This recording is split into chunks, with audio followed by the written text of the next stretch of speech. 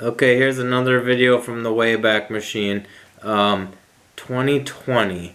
5 years ago, Dan sent me 2 beers, and one of them was a hazy, which he just sent one of, and then he sent 2 of Imperial Stouts, and see what I have to say about that.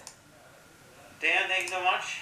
It's been fun to try these beers, and your Imperial Stout, maybe I will label it. It's not labeled. Maybe I'll write on the cap what it is and save it maybe for some time, get to it later. As usual, thanks for watching, and catch you later.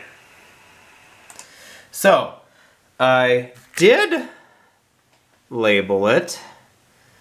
Look at that. It says Dan Imperial Stout, and it says as we age, 520. Did you know that as we age, our cells become fragile?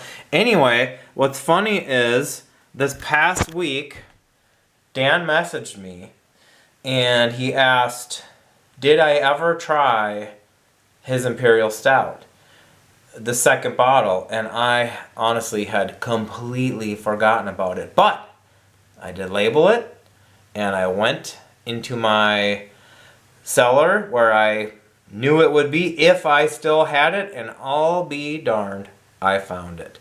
So, it's been 5 years. It was 11% alcohol. We have no idea what kind of shape it will be in. He says his are long gone, but I thought we should give it a try.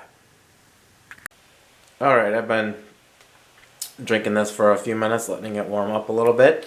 It was not super carbonated, which I can't remember what the first one was. I think he was bottle conditioned, and with such a big beer, it could be hard to carbonate, I suppose.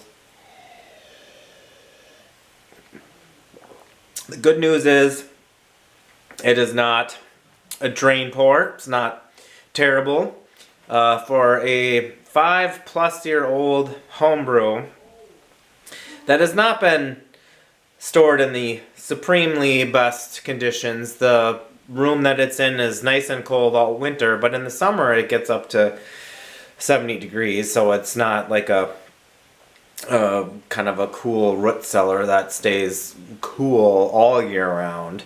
So if it was kept in the fridge the entire time, that would probably be a slightly different matter. There's still the roastedness. It's mostly kind of viscous. There's the thickness, the slickness on the mouthfeel.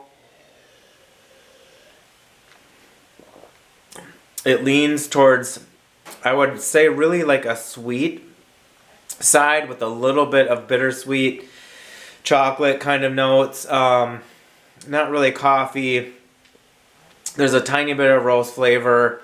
I remarked, I think, in the original video that it was kind of had a hop character, but after this much time, that's something that is often gonna fade, especially if it wasn't just crazy on the hops, like say Bigfoot barley wine, which is really, really bitter when it's fresh, and I don't think that this was to that point.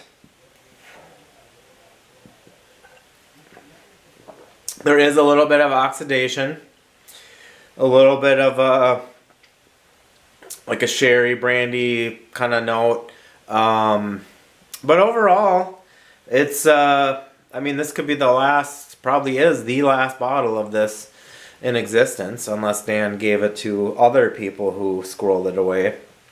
Like I said, I just forgot about it. I wasn't intentionally saving it this long, but I'm glad, Dan, that you reached out and asked me about it. I'm glad I found it. It's a nice drink on a Saturday night. And thanks again for the hydrometer test tube. And if anyone else I don't do a lot of these anymore, but I used to do more.